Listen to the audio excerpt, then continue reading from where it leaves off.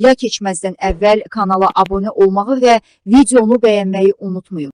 Milli Hidrometeorologiya Xidməti iyunun 28-də gözlənilən hava şəraitini açıqlayıb. Ətraflı. Yeni Sabah az xəbər verir ki, sabah Bakıda və Abşeron yarımadasında hava şəraitinin yağmursuz keçəcəyi gözlənilir. Mülayim cənub-şərq küləyi əsəcək. Havanın temperaturu gecə 19-22 dərəcə isti, gündüz 26-31 dərəcə isti olacaq. Atmosfer təzyiqi 759 mm civə sütunundan 756 mm civə sütununa enəcək. Nisbi rütubət gecə 70-75%, gündüz 45-55% olacaq. Azərbaycanın rayonlarında havanın əsasən yağmursuz keçəcəyi gözlənilir. Lakin gündüz bəzi dağlıq ərazilərdə qısa müddətli az yağış yağacağı, şimşək çaxacağı, dolu düşəcəyi ehtimalı var.